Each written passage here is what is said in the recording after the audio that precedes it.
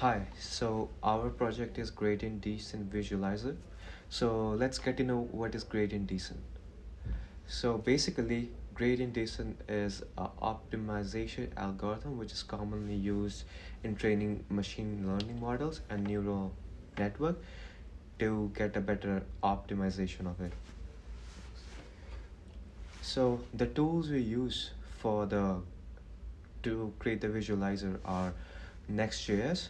It's a React.js framework, and we use D3.js, which is a popular JS-based library to put graphs. And of course, we use TypeScript. And for the styling, we use Tailwind CSS. And for the extensive math function, we use Math.js. And we also use Git. Now, the important pieces to gradient descent. The first one is the learning rate. That's the step size that gradient descent is going to take to in every iteration. So this could be a baby step. This could be a really big step. So how big it is matters a lot, and we're going to see why in a moment. Now, the second important piece is the cost or loss function. This cost function simply calculates the difference between the calculated value and in the cost to the real value. So basically, the cost function is telling us how bad our current algorithm did on calculating or outputting the correct result. The third important piece is the global minimum. The global minimum is where the cost is the minimum. This can also be mistaken by the local minimum or the saddle point. So a local minimum is similar to the global, but it's just it's not for the entire function. It's just locally in a part of the function. A saddle point is where the slope. So we're gonna talk about the slope in a moment, because every graph always has a slope.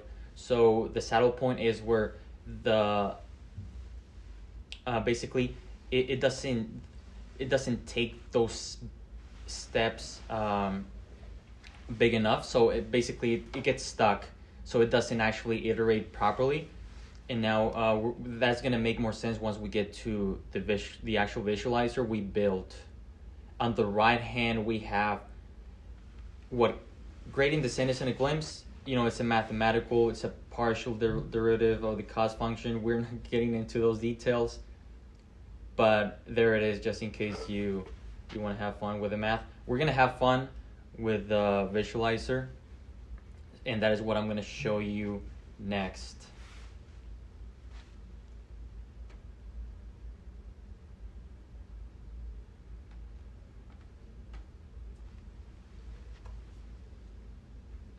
So we have our app here. This is what we built. So you can see we have on the left a little form, a bunch of buttons. On the right, we have our actual graph that was drawn using D3. There's a couple of functions that you can use from. So to make it simple, we're gonna use the x squared function. And we can select the starting point. So this starting point is on the x-axis. So let's say we want to start at 3. So you always got to have a starting point. So you got to give it a starting point to your gradient descent so that it starts somewhere. And when we click set up, this is going to show us the graph, right? You can see it looks like a bowl. So this is the x squared function, and it looks like a bowl. Mathematically speaking, it's called a convex function because it has this bowl shape. And you can see our starting point is right here, 3x, 3 on the x-axis. You can see it. You can see that on the y-axis is about 9. So that means that basically we have a cost of 9. So that means that we want to minimize the cost of our function down to 0. That's the whole purpose of gradient descent. And how gradient descent actually does that, you see this little slope. So it's just a straight line tangent to the graph. So this is getting a little bit mathematical, but it's important to know that gradient descent actually is the basis of machine learning. Neural networks use it. Logistic regression, linear regression, all these fancy algorithms are based, most likely they are using gradient descent, because gradient descent is everywhere in machine learning. This is pretty low level, but it's nice to actually know how it actually works. So once we have a starting point and you can see the slope, that is actually, this is called a positive slope, we can we can select a learning rate. Now the learning rate, we were talking about the learning rate because we don't want the learning rate to be too small. We don't want it to be too big. Of course, the smaller it is, the more accurate our gradient descent is going to be, but the longer it's going to take for the algorithm to calculate it. So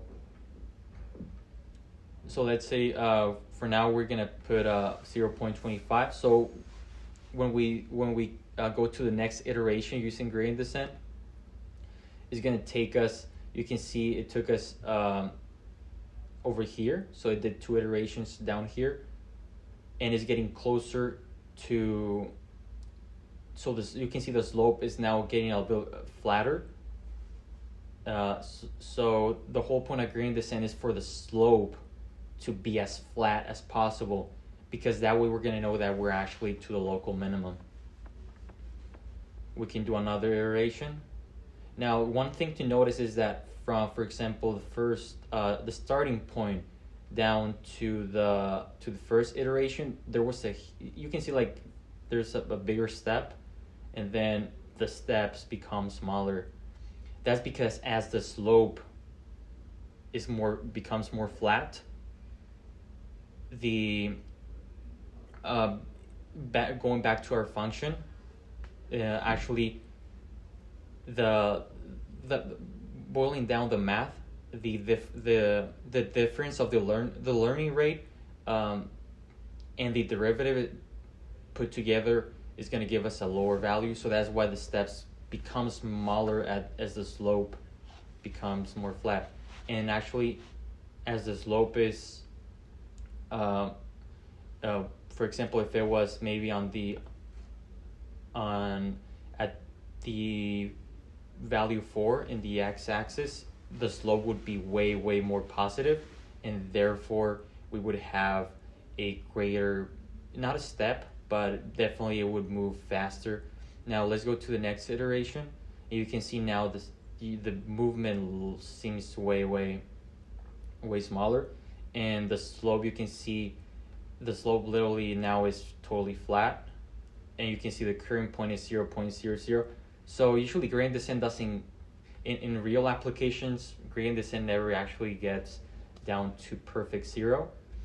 It just because it just keeps taking smaller and smaller steps. Now let's try a different function. For example, we can try x3.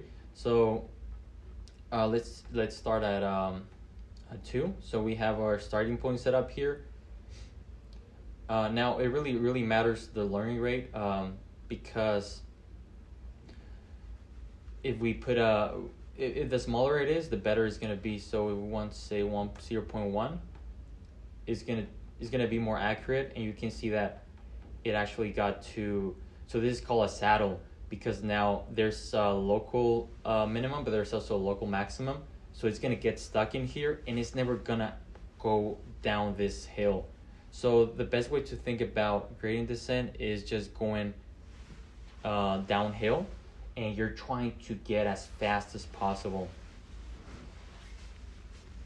Now these other functions that we have, usually in real applications, you want to use convex functions. So there's a function to make them convex. So you do the square functions of the sum of the difference of the square functions of of the cost function. So usually you're not going to see these kind of functions. The most likely you're always going to see these kind of functions in 3D. Actually, this is simplified version, so this is 2D.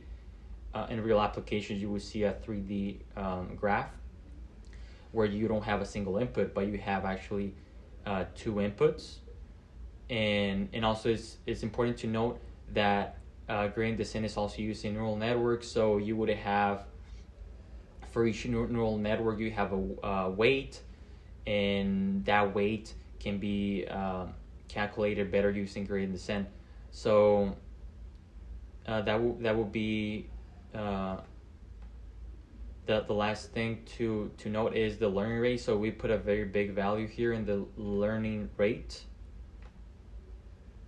Let's say we go a little bit crazy to 10.25. So you can see that, well, maybe 4. So we're going to set it up, and we're going to start at 3. So we have our point here. Now we iterate. That's too huge, so it doesn't actually, it goes out of the graph. Well, you can see that it went past the local the global minimum, and if you go a next iteration, it's just gonna keep going out of. It's actually getting worse. You can see. So that's why I was saying the smaller the learning rate, the better. But the drawback is that it's gonna take longer to get to the result, and that is gradient descent visualized